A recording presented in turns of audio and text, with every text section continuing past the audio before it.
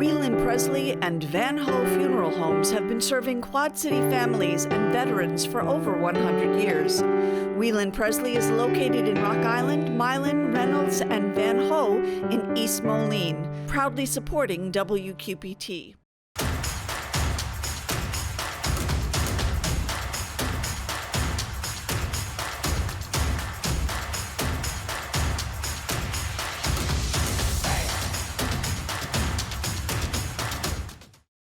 Alternatives is a proud supporter of WQPT and has been serving our community for 40 years. Alternatives provides professional guidance to maintain independence and quality of life for older adults and adults with disabilities. A balanced budget and economic expansion. Those are two highlights of the year that was in Rock Island. We talk with the mayor on what comes next in the cities.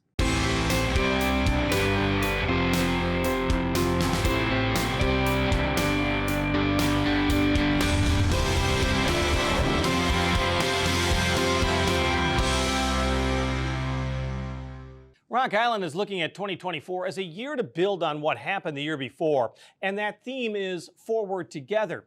It comes as the city says it saw $17 million in economic investments over the past year. Mayor Mike Tomes highlighted that and more in his State of the City address in January, and he sat down with us to talk about the city's plans for progress in the coming year. State of the City, good? Good. It Good. better be, right? That's exactly. No, it's good. As they always say, it could be better. But, you know, we had 2 years in a row, we had multi-million-dollar surplus above and beyond what we planned in Milson. And so that part was very positive and good. Explain to me the surplus, too, because is it mostly because of revaluation of property? Because that seems to have been a big impact for so many communities, so many of the municipalities in this area. You know, evaluation had a little bit to do with it. Some had to do with increased sales tax and income tax coming back through the state was another source of it, along with just increased volume in sales tax and everything else in the city of Rock Island. So there's multiple areas that did better than what we had planned on. Well, and sales tax is so important in Rock Island because there has been such a limited retail base. Correct. I mean, you always looked over the border and saw South Park Mall with envy. Maybe not so much now. Yeah. So tell me about the efforts to increase retail in Rock Island. You know, we're working very hard at it, as always, but in marketing that 11th Street property that's been vacant for quite a while now. So we still have not given up. But, you know, we've had our local ones that have expanded or have grown. Handy True Value up on 30th Street has done a great job and it seems to be doing better, growing, getting over that pandemic situation, along with other ones. It's just, we've had some coffee shops open up, we've had ethnic grocery stores opening up that all generate some revenue. Is that the key, though? It just seems to be smaller businesses, niche, family type of businesses. Yeah, that's exactly. And that's what Rock Island at this point is looking at, is that niche type of situation, small to medium-sized businesses. You know, we'll look in the industrial park for larger gains. State of the City is Forward Together. What did you mean by that? You know, we always have to work together, whether it be the citizens, whether it be other cities working together. You can't do it alone. Some people come in there and I'll say special elected officials and, man, I'm going to change this or I'm going to do that. You can't do it alone. You need everybody's support. You need the state, the federal government. So it's really very inclusive and broad, but we have had a great number of private individuals that have stepped forward over the last several years that it really, together we move forward. That's the only way we're going to be able to do it. There's no one situation that can do that. You bring up that there's significant groups of people, because I always think of the same thing in Rock Island in particular. You think of the people who are active in MLK Center. You think of the people that were active in the Broadway district. You think of the people that were active in the district downtown. It really has seemed to have been, you know, fostered by the city, but you do have some special people in Rock Island who just absolutely love that community. Absolutely. You know, you talked about a few. There's even others, the DARI, the Development Association of Rock Island. Now we've partnered with the Chamber and doing downtown placemaking. But then there's also the Friends of Douglas Park that have put over $1 million of private dollars into that, along with their hard work themselves. We got Friends of Hallberg that have done the same. We're doing a couple other parks that way. So we're growing in different areas that way. But the neighborhood, we started a long time ago, long before me, with the Broadway district and those sort of things. And just saying, let's use the resources we have. And that's the individuals that live in Rock Island. They're just so dedicated, hardworking, committed. Well, even the old Chicago area, if we're going to talk about a neighborhood that really hit some really bad times, but is such a historic heart to Rock Island, that area that is just to the west of downtown, how do you see that growing? Because it really goes into that West End revitalization program that's going on right now. That's exactly right. You know, we partnered with John Deere Foundation and had a consultant come in, and unfortunately it started, or fortunately, I don't know, it started before the pandemic and the COVID situation. So it was slow to get going due to that, because it takes involvement by the community there. Once again, so many times we think we know what the issues are, but what we need to do is talk to the individuals that live it every day, what the problems and situations are. And so that's what this organization and the group has been doing in that area, is talking to the citizens in the West End, and they're saying, what do we need? What do you need to better your life, to be more productive?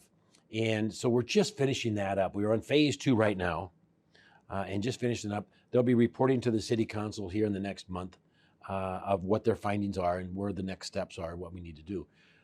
But so that it really is continuing to take that old Chicago area, and they're saying, once again, how can we revitalize it? We've done, like I say, Douglas Park and MLK's expanded, and some of the streets have been resurfaced, but we need to do more. Is it job training? Is it a community center? Is it some programming to help kids? I don't know, but that's what we're working on. So they're saying, how can we help revitalize that? Is it not also perception? Oh, absolutely. There's a lot of great people in that area. You know, we've had, it's been an area that seems to have drawn a lot of refugees and immigrants that are real hard workers also. You see some of the farming they do down there. We've got some neighborhood gardens and everything else. But so it really has been a perception. It's a safe area. They just need, a number of people need an extra hand. Give me a hand, pull me up, and I can take care of myself. But I need to find that right tool, and that's what we're trying to find them. It's not just bricks and mortar. It's sometimes just assistance and help, consultation, whatever it is that we need to find. Can we help them find jobs? Are you kind of excited about the revitalization, West End Revitalization Organization? Because that seems to be exactly what they're looking for. Is not only, like you said, bricks and mortar, but really the human contact, the brotherhood of a community. Yes, I am extremely excited about it, along with other areas of the city. But it's just so wonderful to see everybody come together. We got these 5 working groups that are working in one economic development, one in social issues, and so forth. And it's just, they once again come together, and it's built by the individuals that are there, that understand it. And so I hate to keep repeating that, but it just is wonderful to see that start to come together. Once again, we've got some great partners that are willing to help us with this process. Let's talk about your downtown, because you also now have, help me out here. You have a new economic development director who started in October. Yep. You also have a new person who's coordinating downtown redevelopment as well. You have a new courthouse. You've lost an old courthouse. Yeah. It really is an interesting time for downtown Rock Island right now. It really is. You're correct. We have, the council has set the goal and sites of economic development. We really want to put everything forth in that. So we've got a new position, Economic Development Director, Tom Flaherty, a wonderful individual, going along with the existing staff that we had, along with Dari Development Association, along with the Chamber. And so together, we're working real well together at revitalizing not only downtown, but Tom Flaherty is working throughout the whole city, as is Dari. But our partnership with the Chamber and Jack Cullen there with in placemaking is doing a great job. And we got people out cleaning the streets and parking lots and that sort of thing. We've got some great development. We got the ball rolling. You got the new federal courthouse. We talked about losing the courthouse. We lost county courthouse. Right. But they still have a nice new one. that looks great now when it's exposed. And, It and is good a park. different view from Centennial Bridge. It is. Not? It is. But the new federal courthouse will be coming online maybe by the end of this year. Right, a little first of delay next- there. Little delay there. New YWCA. Big building, and they're going to be able to take care of a lot more kids. They have their daycare that they're going to be able to almost triple the number of kids that they can take care of. Which used to be deep in downtown Rock Island. Correct. You got, what really makes a big difference, it seems simple, but we tore down the big parking ramp and put a new parking lot in there, opened it up, and really gave everybody a lot different view of what downtown looks like, and it's wonderful. The Rock Island School District built a new building down there. So that's, we're seeing those that ball rolling. American Bank bought a building and renovated it, and so. Here's the thing that you pointed out, is you point out the YWCA, you're pointing out the school district, you're talking about the federal courthouse, you're talking about the county courthouse. None of that's tax-paying money. That's the real problem for downtown Rock Island, being the county seat, is that you have a lot of property that isn't necessarily giving you tax money back. That is true, except for one exception. The new federal courthouse is tax-paying.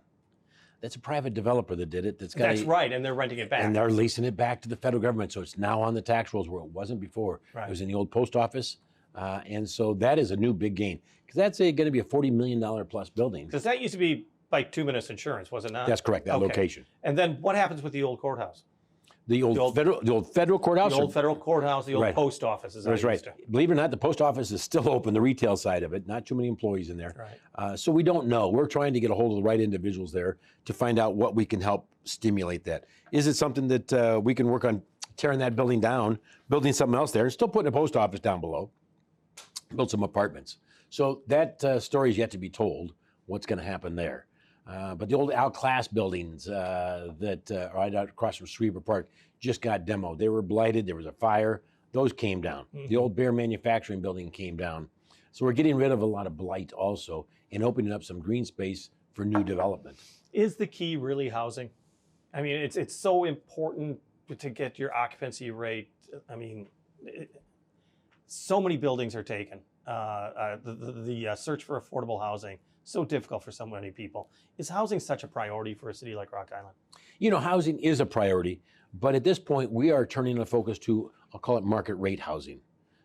We've got a lot of 55% of our housing downtown is for low income subsidized situation, which is great. It's worked well, and those individuals need a place that they can afford. But now what we need is a little balance that out with some market rate. And so that is very important to have. Let's talk about your taxes right now. Like you pointed out, $7.8 million surplus in 2022, which really helped for 2023, of course. Tell me about the finances for Rock Island right now. The finances have been very strong. We've got what we call, I guess, the reserve, which is 90 days worth of expenses and everything else. And then everything above and beyond that we call surplus. We've had, like I say, $7 million in one year, $5 million the next year. And so we've used a little bit of that to do things that we normally couldn't have been able to do. Kind of one-off type things that we think that will pay back in the future. We still have some of those reserves left, or the surplus left that we're working with. But, we're watching the budget very closely, because sometimes that money that runs out and you got to make sure that you got a conservative, tight budget. And so we're still working with that. Some of the expenditures are not like really sexy things. I mean, you're talking about making sure that police or fire get extra equipment. I'm sure streets and repairs of sewer lines, things that people don't necessarily see. I mean, the actual infrastructure still is one of your top priorities. Absolutely. And you're right. Some of the things we do is not sexy, but it lasts for 40, 50 years. Yeah. And so it's expense that we've got to take care of. We're spending a lot of time and efforts and money maintaining some of those. If you take a look at down 11th Street, we just replaced the water and sewer down a good part of 11th Street, that we probably had a dozen breaks a year in there that was costing us money. We take that capital money, fix that, and then we can take the maintenance money and put it toward other things. Same thing with the vehicles. We had fire trucks that are 20 years old, snow plows that are 20 some odd years old, that we were spending a lot of money maintaining, but it was a lot cheaper to get new. And so we're doing those things that'll actually hopefully save us and pay in the future. Because 30% of your capital spending is on streets. Yes. And they're still, and we could use a lot more. If you got any extra money, you know where it's at. We could use more. You know, we don't hide the fact that we have some poor streets. Most cities, old cities do. It's been very difficult to keep up on. But we are going after state grants, federal grants, to continue to get match monies to do those. We just applied for a $25 million federal grant called the RAISE grant to work on some streets, 11th Street primarily, to get it in better shape. So we've been out in Washington, D.C. Pushing for that. So we're trying to turn over every rock we can to continue to work on streets, but and we're continuing to invest more than we did the previous years. It just takes time. Talk about community policing and crime, because you pointed out during your State of the City that there's been a 25% drop in violent crime.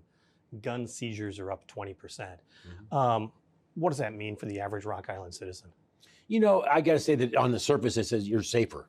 But, you know, most of the shootings that we've had and everything else have been more targeted type deal versus random. You see some of these random ones that throughout the country. But if you look at most of them, especially in Rock Island, it's targeted. And unfortunately, it's a drug deal gone bad or whatever. Well, and it always seemed to be one family in Rock Island and one family correct. in Davenport as well. That is correct. That is correct. And so, but what it is, we just need to continue to get these illegal guns off the streets. I was going to ask And so that about helps that. then deter the other shootings that are out there. It's a never-ending situation, unfortunately. Why do you think the success, I mean, 20% increase in gun seizures, where does that come from? You know, it came from a number of different areas. But once again, myself, and actually the mayor of Davenport and police chiefs went out to Washington, D.C. Believe it or not, we did not have federal support in the Quad Cities for this. There are FBI agents that in town, but they're not designed and weren't assigned to gun control and violent gun crimes. And we went out and lobbied for that. And we actually now have gotten more support from the federal government to help us put these people behind jail, behind bars, and get some of these situations, sting operations, et cetera. And so that's been part of it also, is getting some more federal assistance that we have not had in the past, along with continuing the collaboration amongst all the cities. You know, I keep saying the bad guys don't know borders. And so we have to continue to work very strong with the Quad Cities as a whole in fighting crime. And so that's where you've seen it. Even in Davenport, the crime rate has dropped. We've seen, though, as you mentioned, a lot of times it's the same groups of people that have been involved in some of these crimes. So when you've got like a 20% increase in gun seizures, are you basically just stomping on little fires here or there? I mean, there's no real easy one-size-fits-all solution here. It isn't. You are correct. You are correct. It's a never-ending, and we are doing those small stomps on fires. But, you know, you got to start someplace. You got to keep working at it. If you don't do that, it'll continue to grow and get out of control. There was a real push for more community relations with policing. It was about 5-6 years ago. Mm-hmm. And a real backlash towards police in Rock Island and in Davenport at that time. Since then, there's been grassroots efforts to try to improve relations. Where do you see the success of that so far? We've seen some great success. We've formed a little over a year ago, almost 2 years ago now, a community police commission, once again, built with people in the community. And we have different individuals on there that have different backgrounds, so they can bring in a lot of information and thoughts of how they dealt with life and the best way to work with it. And we've seen some good success with that so far. They're still working on developing themselves, totally on how they're going to be operating. But once again, it's working. It's continued to show working well with the police department. You got to work together as a community and the police. You can't be afraid of them. You know, the issue is, and this has not been a major problem, but it can grow, is a lot of the refugees and immigrants that come to town are afraid of law enforcement. You got to remember the countries they come from. That's a problem. And so continue to build that relationship. Not that there's been any crime, but you want to build that relationship so you can work together and eliminate those issues because the community kind of telling on itself. We need neighbors to be able to say, the problem's over there. I saw this individual. We need that kind of assistance. We've also started a program in joint with Davenport called GVI, Group Violence Intervention. And they've had it for a couple of years. We're just now in the infancy stage of that. We just got a grant for to help get that kickstarted, and seen some good success with that. Where once again you're engaging. The police department know, for the most part, who some of the troublemakers are. And it's once again sitting down with them and saying, hey, there's different paths you can take here. And here's this path. We'll help you go down that path. If you continue the path you're going, here's the end results.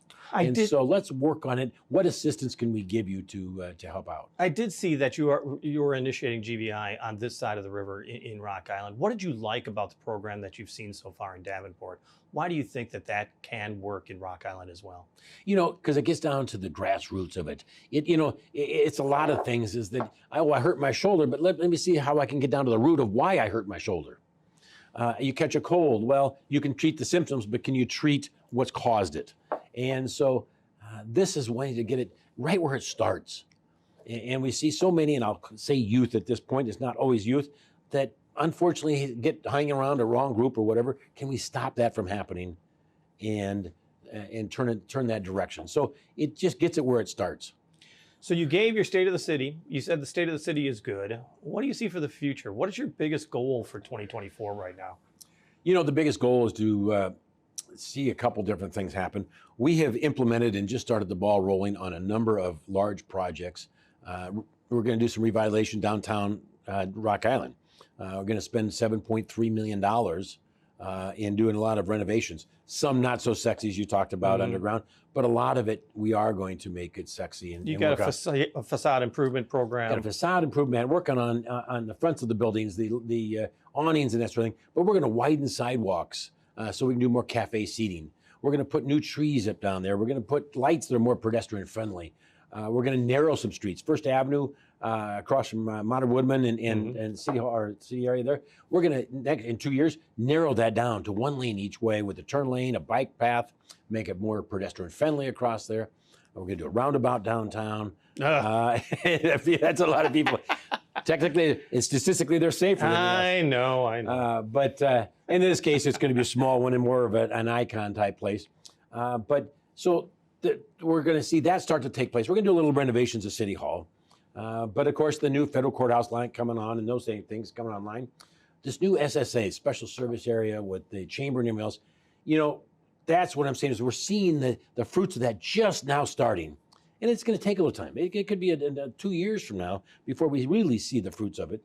But Jack is down there walking the streets, talking to the building owners, talking to the business owners, getting a relationship of what they need and what they're looking for and how we can help them bring in more businesses. That's Jack Cullen, of course, Jack Cullen. with the downtown That's right. the development area. But tell me, because when I got here in the early 90s, the big deal was the district. And it ended up that Rock Island had a heck of a bar scene. Yes. And a casino boat. Now, what do you want to see downtown? We want to see a lot of niche retail. We want to see, not a problem with bars. Some bars have gone away. We're not going to try to reinvent that bar scene per se, but with other amenities to it. You've seen it in other parts of the area here, like an arcade. You're looking for some type of activities like that along with the bars, dueling piano bar, those type of things. We want to see a fine dining come back, is another one. We're working toward that type of a scene, downtown friendly. Once again, there's not going to be one situation, one business that comes and solves a problem for everything. We're going to have to take a concentrated block by block and start saying, let's get some niche stores in the faces of these. Can we do an incubator someplace? We have some large buildings downtown, believe it or not, inside that you see in a number of these cities. So we're not inventing the wheel, but you can open it up inside and have kind of for rent a different spots. You can have a food court inside a building. A lot of pop-up opportunities as well. Absolutely, where people can get a start if they wanted to start, or they could just make that their whole living there of cooking food, selling food, plants, flowers, their craft stuff, whatever. But use some of these large buildings that just don't work well because they're too large these days than what we saw in the Walgreens of the or the Woolworths of the world and everything else. The key is forward together, though. That's exactly. We got to do it together. The business owners, the building owners need to help make that investment also, along with the city. We're helping put tax monies in there forward on it. So it's a partnership to continue to move forward. Our thanks to Rock Island Mayor Mike Tomes. Murray Lee is a singer, songwriter, and acoustic guitarist who heads the band Murray Lee and the Sons of Hades. But he's been part of a number of area bands and plays a number of different instruments as well. We invited him to take the stage at the Black Box Theater in Moline to perform one of his originals. So here's Murray Lee with Happy, or the Unnecessary Need to Self-Destruct. I'm on easy street, but I'm used to gravel roads. I'm finally on a straightaway. Why am I waiting for this car to explode? They say happiness suits someone. Why does it feel so off on me? I've just been beaten down for so long. This is such a new feeling, and I'm scared that it's going to leave me.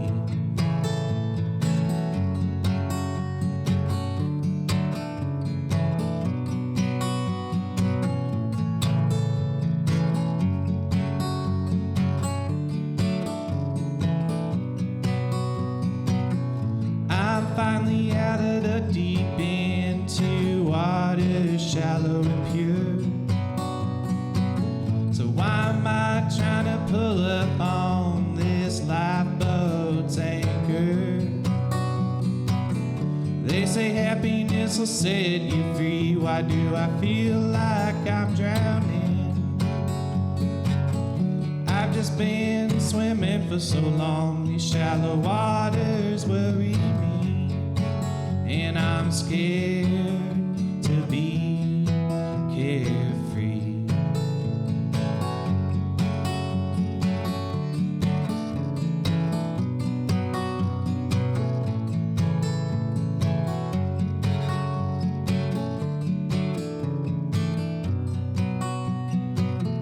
I'm finally flying high, an island of bliss awaits me. Why am I calling for a nosedive from the only first-class seat? They say happiness is the greatest thing. Why do I let it punish me?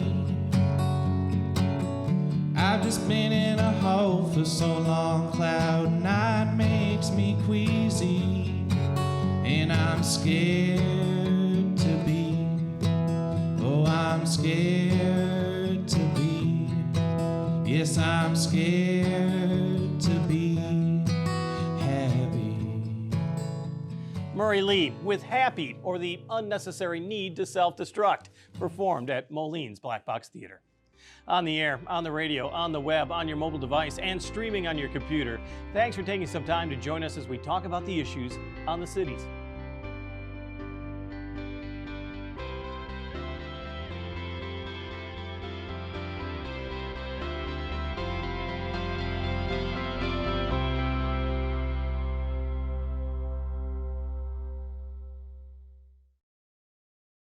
Whelan Presley and Van Ho Funeral Homes have been serving Quad City families and veterans for over 100 years. Whelan Presley is located in Rock Island, Milan, Reynolds, and Van Ho in East Moline, proudly supporting WQPT.